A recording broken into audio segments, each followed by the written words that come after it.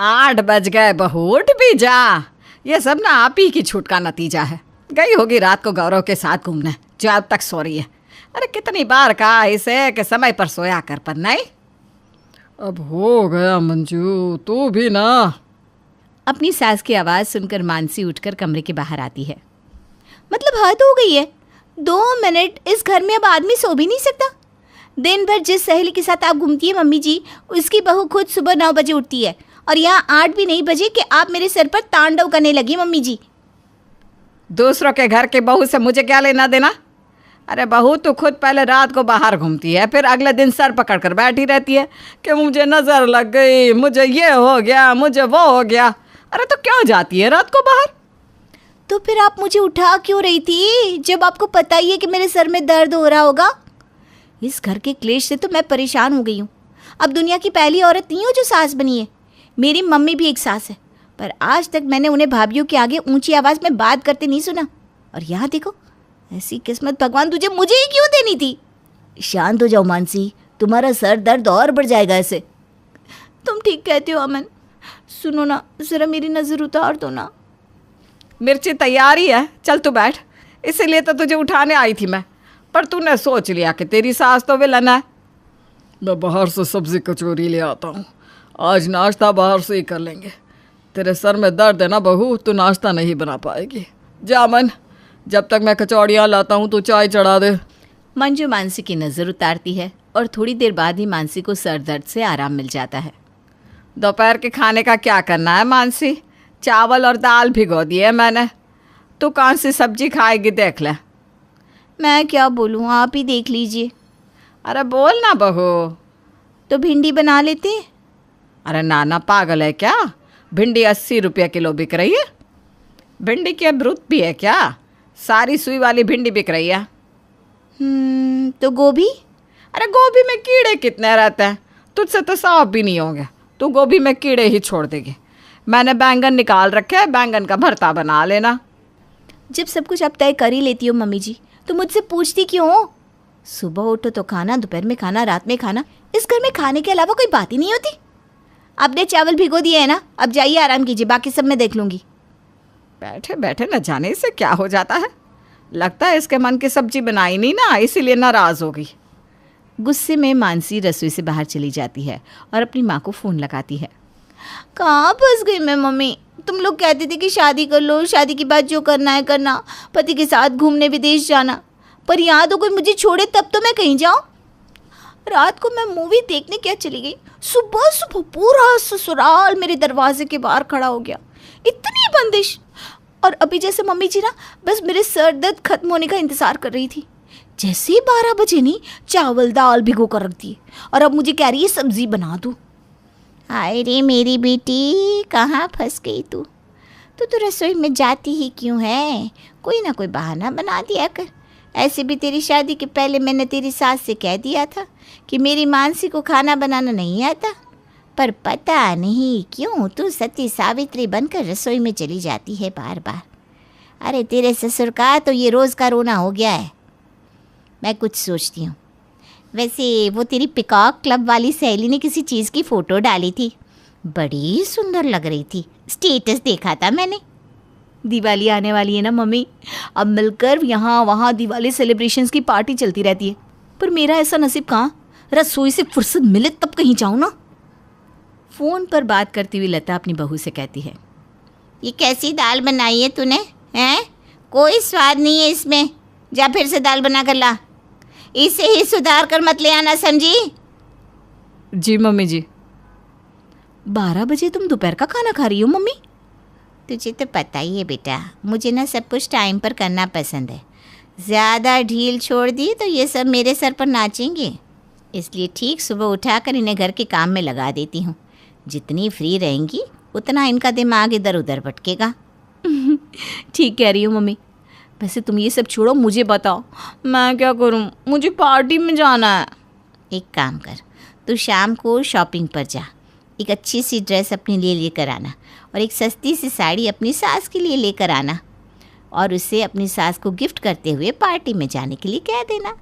जब तेरी सास को लगेगा कि उन्हें भी इस पार्टी में जाना है तो वो तुझे रोक नहीं पाएगी। क्या? नहीं नहीं नहीं नहीं, उनको मैं कहाँ लेकर जाऊंगी मम्मी? अरे यार तुम किसकी साइड में हो?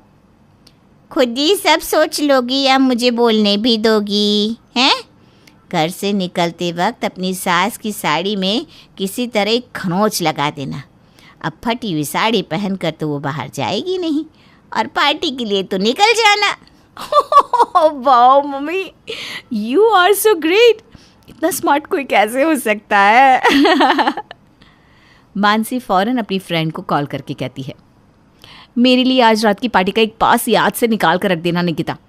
आज तो मानसी के जलवे पूरी पिकॉक क्लब देखेगी। मुझे मत बोल यार, हर बार तो कुछ न कुछ कहकर पासेस रखवाती है और तेरी सास ऐन वक्त पर तुझे रोक लेती है। मेरा पास भी वेस्ट हो जाता है और सबके सामने मेरी जो इंसल्ट होती है सो अलग। अरे इस बार मुझे कोई नहीं रोकेगा, क्योंकि इस बार मेरी सास भी मेरे साथ आ रही है। फिर तो मुझे 2 पासेस रखने होंगे ना। ठीक है, रख लेती हूँ। अरे तुम मेरी सास की ज़्यादा हितैषी मत बन जा। मैंने जो कहा है उतना करो, एक पास रख लो बस। और अगर मेरी सास पूछे तो कहना पार्टी में ड्रेस कोड में ब्राउन कलर कंपलसरी है। मानसी शाम को तैयार होकर शॉपिंग पर चली जाती है।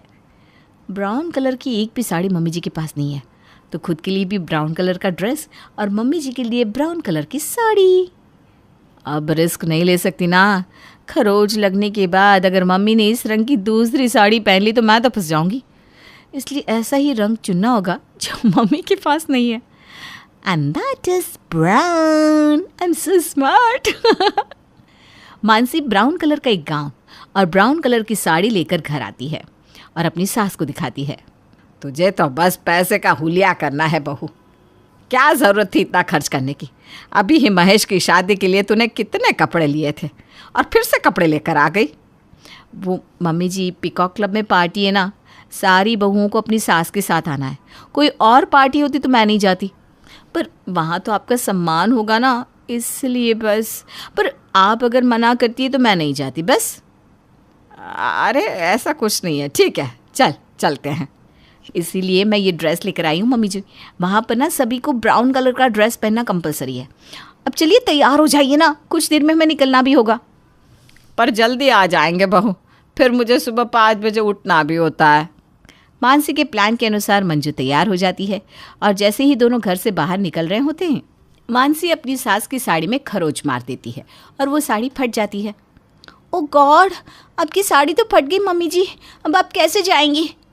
अरे कोई बात नहीं बहू, मैं फ़ौरन ना उल्टी साड़ी पहन लेती हूँ, ये खरोच वाला हिस्सा अंदर दब जाएगा। या 2 मिनट रुक जा, मैं ये फट से सिल देती हूँ। पर मम्मी जी। अरे परवर मत कर, 10 मिनट दे मुझे, मैं फ़ौरन तैयार होकर आती हूँ।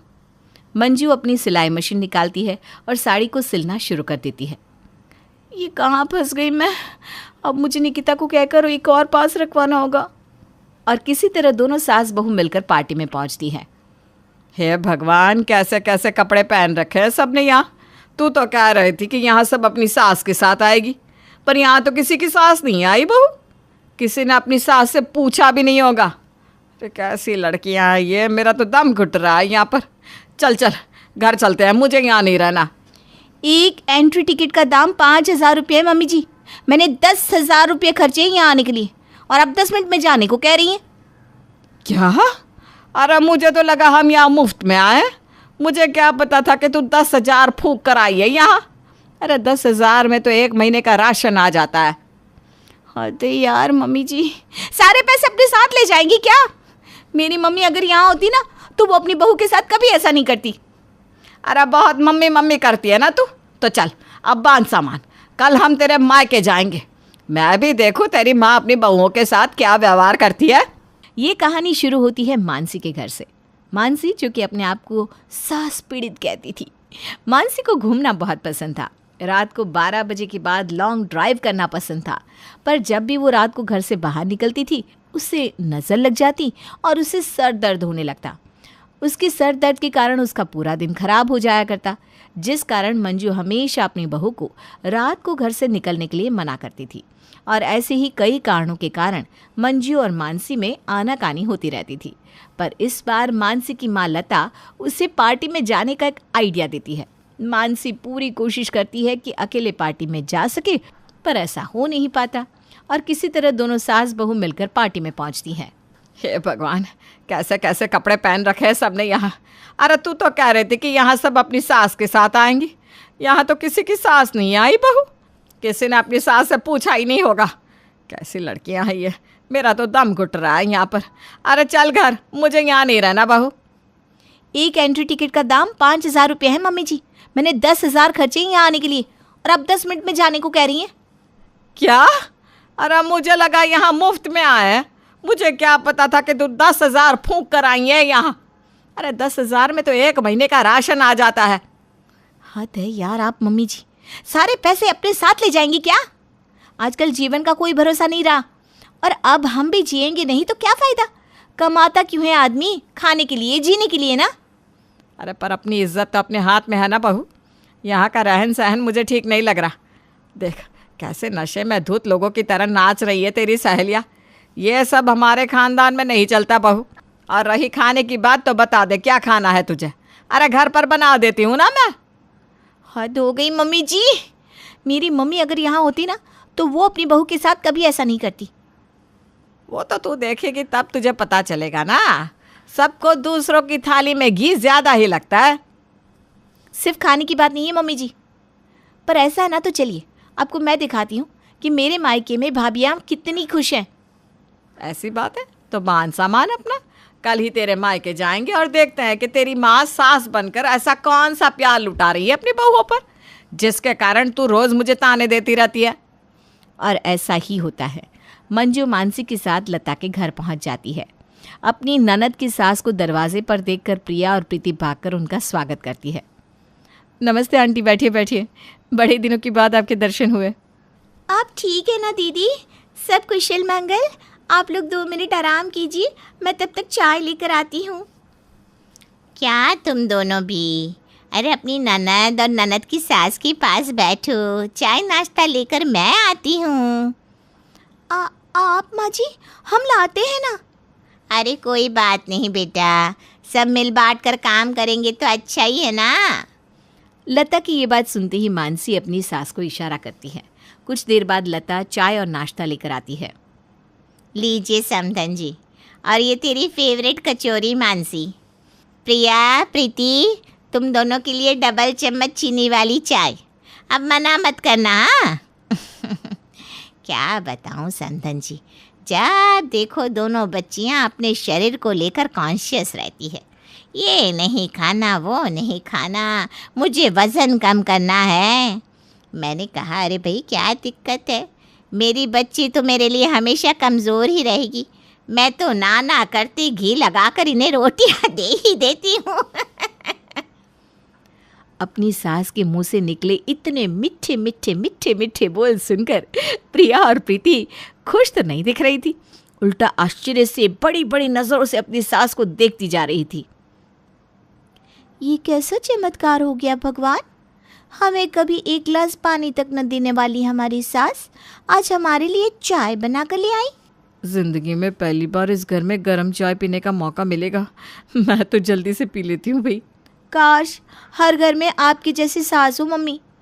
I am very very lucky कि आप मेरी माँ हो। पता है मम्मी जी, एक बार मम्मी मुझे कुछ काम दे देगी, पर प्रीति भाभी और प्रिया भाभी के हिस्से में हमेशा पैसे ही ज़्यादा आना चाहिए। उनका मानना है कि बेटी से ज़्यादा अगर हम बहू को चाहेंगे तो हमारी बेटी जिस घर में जाएगी उससे भी वहाँ बड़े चाहने वाले मिलेंगे। अरे तू भी क्या बेटा, ऐसी कोई बात नहीं है। समधन जी ये तो बेकार में मेरी तारीफ़ करती रहती है। अच्छा आप चारों गप्पे मारिए, मैं दोपहर के खाने का इंतज़ाम करके आती हूँ। मैं आती हूँ ना माँ जी। अरे फिर से गर्मा गर्म तवे पर अपने हाथ लगा लेगी ना। क्या कहूँ समधन जी, इससे रोटियाँ सेकी नहीं जाती। जब भी रोटी देखने आती है इसकी उंगली जल जाती है। अब ऐसे में रसोई में भेजने में ना मेरा कलेजा फटता है।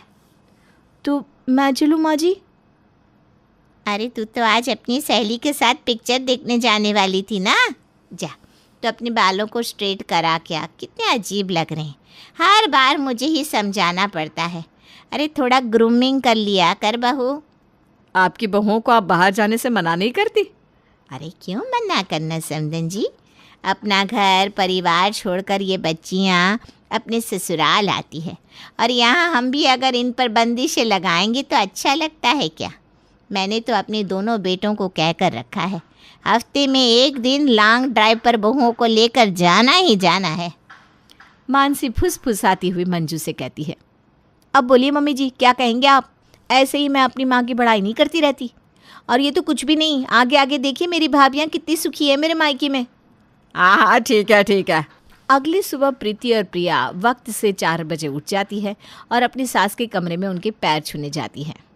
सारे किए कराए पर पानी फेर कर ही मानोगी क्या तुम दोनों? जाओ अपने कमरे में, और 10 बजे के पहले कमरे से बाहर आने की कोई ज़रूरत नहीं है। या फिर रुक जाओ, समधन जी 6 बजे उठती है ना, एक काम करो, 5 बजे तक सारा नाश्ता चाय पानी सब तैयारी करके चुपके से अपने कमरे में चली जाओ। अपनी बहू के बने हुए नाश्ते को मानसी और मंजू के सामने परोसते हुए लता कहती है। आप तो बड़ी जल्दी उठ जाती है समधन जी। जल्दी कहाँ लता जी, 8 बज रहे हैं। वैसे आपकी दोनों बहुएं कहाँ हैं?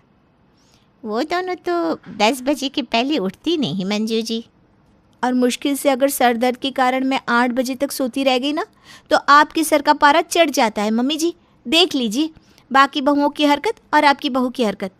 इतना काफ़ी है कि कुछ और देखना बाकी है आपको। अब संतुष्टि हो गई हो तो चले हम अपने घर वापस। मंजू और मानसी वापस अपने घर रवाना होने के लिए निकल जाते हैं। थोड़ी दूर बढ़ने के बाद मंजू को याद आता है कि वो अपना फ़ोन अपनी बहू के मायके में ही छोड़ आई है। वो जैसे ही वापस आती है, वो लोग चले गए क्या मम्मी जी? आपका सुनकर मैं ठीक 10 बजे बाहर आई हूँ। प्लीज़ मम्मी जी मुझे डांटिएगा मत।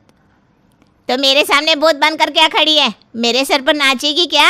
हैं? जा दोपहर के खाने की तैयारी कर, वरना जैसे तेरी उंगली हर बार जलाती हूँ ना, इस बार भी जला दूंगी। ये देखते ही मंजू आगे बढ़कर वहाँ आती है। यह सब क्या है समधन जी? मेरे सामने तो आप अपनी बहुओं से बहुत अच्छा व्यवहार कर रही थी, मतलब वो सब एक नाटक था? वह नहीं तो। अपनी सास को काफ़ी देर तक वापस ना पाकर मानसी भी अपने घर पहुंचती है, और वहां पहुंचते ही उसे इस बात का अंदाज़ा लग जाता है कि उसका भांडा फूट चुका है। चलिए ना मम्मी जी, घर चलते हैं। तुझे तो मैं बुरी लगती थी ना, यहाँ तेरी माँ तो अपनी बहुओं के हाथ जला देती है। इतना झूठा ड्रामा किया तूने। अब मुझे सच सच बता, ये सब क्या है? वरना इस घर से आज मैं अकेले ही लौटूंगी। तू रहना अपनी प्यारी माँ के पास। वो मम्मी जी, जब पार्टी में आपने मेरे मायके जाने की बात की ना, तो मैंने पहले ही मम्मी को फ़ोन करके एक अच्छी सास बनने की एक्टिंग करने को कहा, और वो वही कर रही थी। जिसको जितना मिल जाता है ना, उसे वो उतना ही कम लगता है। अपनी भाभीयों का दर्द नहीं दिखता तुझे? हाथ के छाले देख। अरे सुबह 4 बजे उठ जाती है बेचारी। एक बार भी तूने अपनी माँ से कहा कि भाभीयों के साथ इतनी सख्ती ना बरते? अरे तू कैसे उम्मीद कर सकती है कि तेरे साथ सब अच्छा होगा? आपको तो बहुत अच्छा ससुराल मिला है दीदी, और उससे भी अच्छी सासू माँ। आपको उनकी कदर करनी चाहिए। अपनी हरकतों के कारण लता ने अपनी बेटी के ससुराल की शांति छीन ली थी। गुस्से में मंजू वापस मानसी को बिना अपने साथ लिए चली जाती है। किशनगढ़ गांव में कीर्ति अपने बेटे दिवाकर और बहू अंशु के साथ रहा करती थी। तीनों बहुत ही हंसी खुशी अपना जीवन व्यतीत कर रहे होते हैं। अरे बहू, आज खाना मैं बना देती हूँ। नहीं माँ जी, आप क्यों तकलीफ कर रही हैं? आप आराम कीजिए, खाना मैं ही बनाऊंगी। कितनी अच्छी बहू मिली है मुझे। भगवान ऐसी बहू सबको दे। सब कुछ ठीक चल रहा होता है कि एक दिन गलती से अंशु हंसने वाली दवा खा लेती है। बस उस दिन से सब कुछ बदल जाता है। अरे बहू, मेरे घुटनों में बहुत दर्द हो रहा है, ज़रा बाम तो दे दे। अरे बाम लगा कर क्या करोगी माँ जी? मैं पाँव दबा देती हूँ। अरे एक तो मुझे पाँव दर्द हो रहा है, ऊपर से तुम हंस रही हो। आई एम सॉरी माँ जी। अरे फिर से हंस रही है। जा तू मेरे कमरे से, मुझे तुझसे बात नहीं करनी। हे भगवान, ये क्या हो गया? अब माँ जी क्या सोचेगी? 2 दिन बाद कीर्ति घर में किटी पार्टी रखती है। उसकी सभी सहेलियां घर आने वाली होती हैं। अरे बहू, मेरी कुछ सहेलियां आज दोपहर को घर आने वाली है। आज कुछ खाने में अच्छा सा बनाना। सहेलियां? क्यों? मेरी सहेलियां नहीं हो सकती क्या? तुम फिर से हंस रही हो? नहीं माँ जी, मैं हंस नहीं रही हूँ। अरे फिर से हंस रही हो और बोल रही हो कि हंस नहीं रही। नहीं माँ जी, मैं तो तुम जाओ मेरे सामने से और किचन का काम कर लो, जाओ। दोपहर को कीर्ति की सभी दोस्त खाने पर आ जाती हैं। अरे वाह, घर तो बहुत सुंदर सजाया है कीर्ति। अरे मैंने कहा, ये सब तो मेरी बहू का कमाल है। अरे वाह, बड़ी गुनी है तुम्हारी बहू तो। हाँ हाँ, खाना भी अच्छा बनाया है। हाँ, बहुत ही गुनी है। तो हमको नहीं मिलवाओगी क्या, या छुपा कर रखोगी अपनी हीरे जैसी बहू को? अरे नहीं नहीं, अभी बुलाती हूँ। अंशु, ओ अंशु, बहू रानी।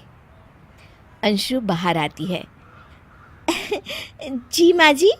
बहू, ये सब मेरी सहेलियां हैं, मिलो सबसे। नमस्ते आंटी। नमस्ते बेटा, बहू तो बहुत अच्छी मिली है तुमको, किस्मत वाली हो तुम। किस्मत वाली? अरे क्या हुआ? हंस क्यों रही हो? नहीं नहीं, मैं हंस नहीं रही हूँ।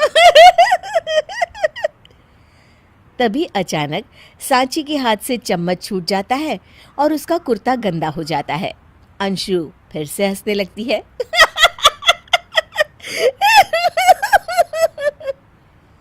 इधर सब सहेलियां गुस्सा होकर चली जाती हैं। कीर्ति भी नाराज होकर अपने कमरे में चली जाती है।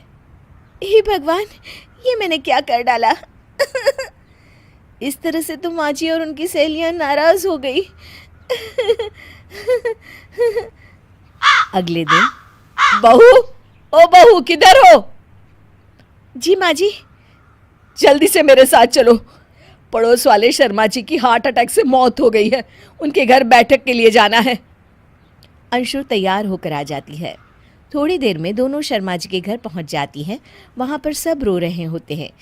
कीर्ति शर्मा जी की बीवी के पास बैठकर उन्हें सांत्वना देने लगती है। बड़े अच्छे इंसान थे मेरे पति। अच्छा, तुम हंस क्यों रही हो? वो अच्छे थे। हाँ हाँ, बहुत अच्छे थे अंकल। अरे अंशु, हंस मत। माँ जी, मैं हंस नहीं रही। मैं तो आंटी जी को बस दिलासा दे रही थी। सब औरतें अंशु की इस हरकत से हैरान हो जाती हैं। कीर्ति भी बहुत शर्मिंदा होती है और वो अंशु को लेकर फटाफट घर लौट आती है। अंशु, क्या हो गया है तुझे? हंस क्यों रही थी तू वहां पर? नहीं माँ जी, मैं तो बस। अरे तो फिर से हंस दी। जा तू अपने कमरे में, मुझे तो तुझसे बात ही नहीं करनी। मेरा बेटा ही तुझसे बात करेगा अब। रात को जब दिवाकर घर लौट आता है तो कीर्ति दिवाकर को सब कुछ बताती है।